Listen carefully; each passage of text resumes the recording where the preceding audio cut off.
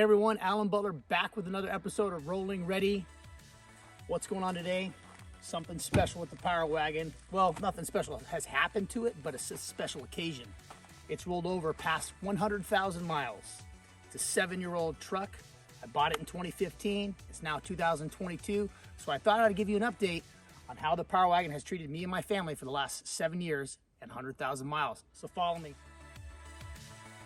We'll start with the engine and how the engine's done. So I'll pop the hood.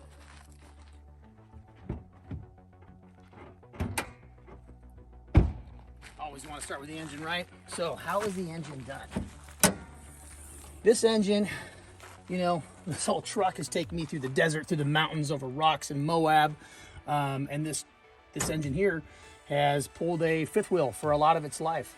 And it's a 410 horsepower, 428 foot-pounds of torque, 6.4 liter Hemi V8, and it's attached to a 6-speed transmission. I haven't had any issues with any of it. I even at 100,000 miles, I don't even feel the transmission slipping at all. Like, it's all tight, everything's good.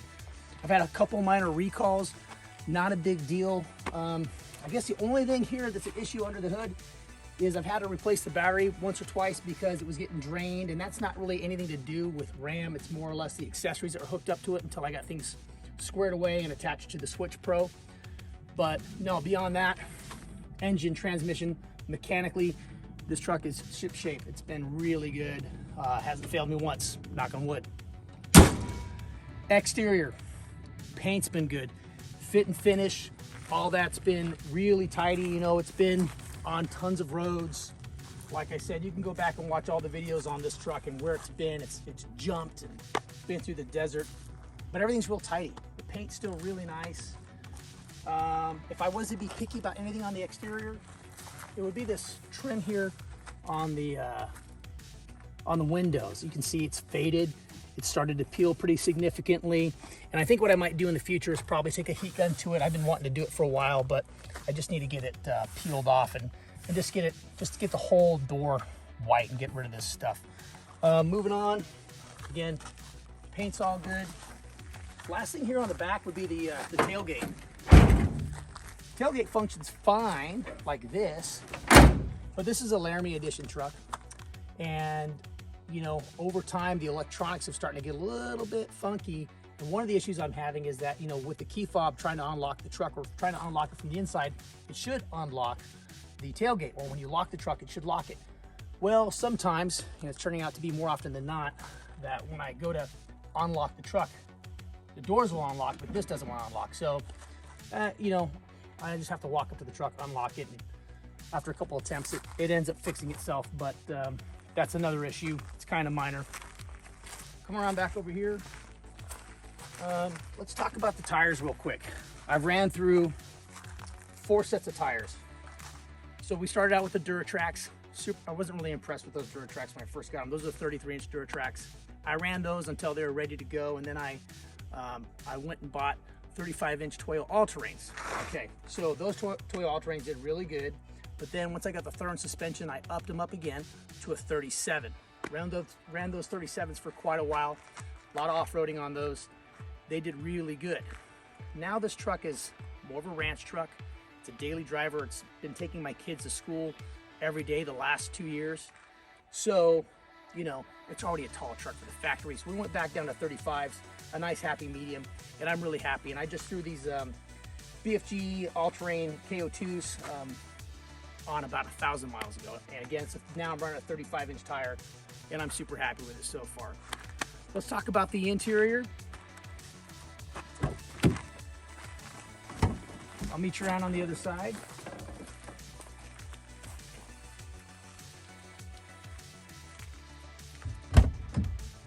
Okay, fit and finish in here has pretty much stayed the same.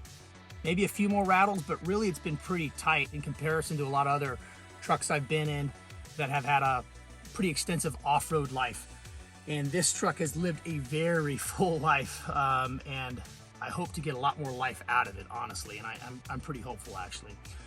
Like I said about the electronics, this was pretty much the top of the line back in 2015, and the electronics, they all still work, but other than the tailgate thing, that's been the issue, and that things seem to be a little bit slower. I know that my wife has complained a little bit. I've noticed some issues with things not being as responsive as they used to, but all the programs, they do still work. All the buttons still work, all the dials and knobs, none of them have come loose, none of them have popped off. And it's had, you know, if they were popping off, I'd be like, okay, I mean, I get it. I used to run you in the desert. We used to jump you. But nope, it stayed really tight the whole time. Going on to the seats, this is still a really nice truck to be in, even after all these years. The leather's still really nice. It's gotten, you know, a little wore out naturally. You'd expect it, some wrinkles and a little bit of stretching, but no tears. If anything I was to complain about on the inside, be in the back seat where my kids are.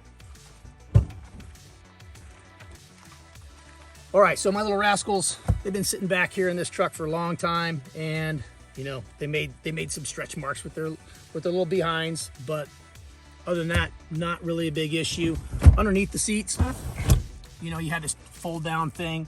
It's got a lot of dog hair on it, but one of these plastic trim pieces is falling out. I keep trying to reattach it. It keeps wanting to pop out. Again, another minor issue, but really not anything to really complain about after all these years and all of what it's been through. Okay.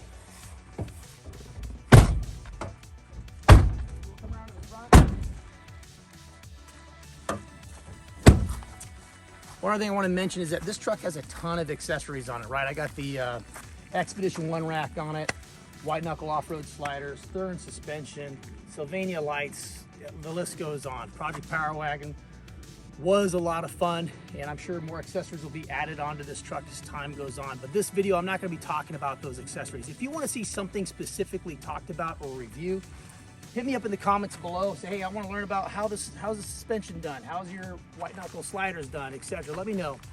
But for this review, I've really enjoyed this truck. It's been really good to me and my family over the years.